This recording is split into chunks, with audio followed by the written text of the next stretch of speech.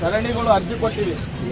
ಜಿಲ್ಲಾಧಿಕಾರಿ ಆಗಿರ್ಬೋದು, ಪೊಲೀಸ್ ಇಲಾಖೆ ಆಗಿರ್ಬೋದು ಮತ್ತು ಮಹಾನಗರ ಪಾಲಿಕೆ ಕಮಿಷನರ್ ಆಗಿರ್ಬೋದು. ಇನ್ನು ಯಾವುದೇ ರೀತಿಯ ಗೋ ರಕ್ಷಣೆಯನ್ನು ಕಾಣ್ತಾ ಇಲ್ಲ. ಕಾನೂನಿನ ಮೀರಿ ಗೋಹತ್ಯೆಯನ್ನು ನಡೀತಾ ಇದೆ. ಅದಕ್ಕೋಸ್ಕರ ನಾವು ಗಡುವು ಮೇಲೆ ಗಡುವು ಕೊಟ್ಟಿದ್ವಿ. 22ನೇ ತಾರೀಕು ಅರ್ಜಿ ಕೊಟ್ಟಿದ್ವಿ.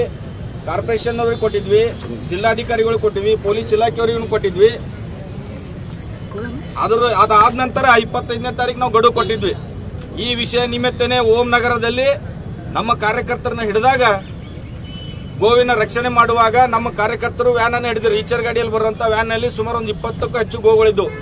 ಆ ರಕ್ಷಣೆ ಮಾಡಕ್ ಹೋದಾಗೂ ಕೂಡ ಪೊಲೀಸ್ ಇಲಾಖೆಯವರ ಮೇಲೂ ಕೂಡ ಹಲ್ಲೆ ಮಾಡಿದ್ರು. ಹಲ್ಲೆ ಮಾಡಿದಂತ ವಿಷಯವನ್ನು ಗಮನಕ್ಕೆ ತಗೊಂಡು ನಮ್ಮ ಕಾರ್ಯಕರ್ತರು ಪೊಲೀಸ್ ಇಲಾಖೆಯವರಿಗೆ ಹಲ್ಲೆ ಮಾಡಿದನ್ನು ಖಂಡಿಸಿ ಅಲ್ಲಿ ಓಂ ನಗರನಲ್ಲಿ ಪ್ರತಿಭಟನೆ ಮಾಡಿದಾಗ ಪೊಲೀಸ್ ಇಲಾಖೆಯವ್ರನ್ನು ಕೂಡ ಹೇಳಿದ್ರು, ವಿಷಯ ನಮ್ಗೊಂದು ಸ್ವಲ್ಪ ಸಮಯ ಕೊಡಿ, ನಾವೆಲ್ಲ ಇದ್ರ ಬಗ್ಗೆ ಕಾರ್ಯಾಚರಣೆ ಮಾಡ್ತೀವಿ, ಚೆಕ್ ಪೋಸ್ಟ್ ಹಾಕ್ತಿವಿ, ಕ್ಯಾಮ್ರಾ ಹಾಕ್ತಿವಿ ಅಂತ ಹೇಳಿದ್ರು.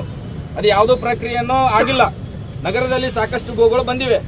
ಇಲ್ಲೇ ಸಂತ್ರಸ್ವಾಡಿಯಲ್ಲಿ ತಕ್ಷಣ ಹೋದಾಗ ಅಲ್ಲಿ ಒಂದು ಸುಮಾರು 40ಕ್ಕೂ ಹೆಚ್ಚು ಗೋಗಳದಾವು. ಆ ನಿಮಿತ್ತ ನಾವು ಅವ್ರಿಗೆ ಗಡು ಮೇಲೆ ಗಡು ಕೊಟ್ಟರು ಯಾವುದೇ ಕಾರ್ಯಾಚರಣೆನೂ ಆಗಿಲ್ಲ. ಆ ನಿಮಿತ್ತ ನಮ್ದೇನಪ್ಪಾ ಅಂದ್ರೆ ನಾವು ಹೇಳಿದ್ವಿ, ನೀವೇನಾದ್ರೂ ಕ್ರಮ ತಗೊಳ್ಳಿಲ್ಲಪ್ಪ ಅಂದ್ರೆ ನಮ್ಮ ಹಿರಿಯರನ್ನು ಕೂಡ ಹೇಳಿದ್ರು, ಖುದ್ದು ನಾವೇ ನಮ್ಮ ಗೋಮಾತೆಯನ್ನು ರಕ್ಷಣೆ ಮಾಡ್ತೀವಿ ಅಂತ ಹೇಳಿದ್ವಿ. ಆ ನಿಮಿತ್ತ ನಾವೆಲ್ಲ ಸೇರಿದ್ವಿ. ಮುಂದಿನ ವಿಷಯನ ಒಂದು 2 ನಿಮಿಷ ಚರ್ಚೆ ಮಾಡಿ ನಮ್ಮ ಗೋವಿನ ರಕ್ಷಣೆ ಮಾಡಕ್ ನಾವೆಲ್ಲರೂ ಹೋಗೋಣ.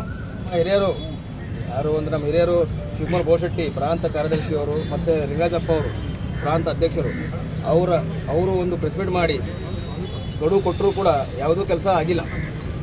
ಎಲ್ಲೂ ಗೋ ರಕ್ಷಣೆ ಆಗಿಲ್ಲ.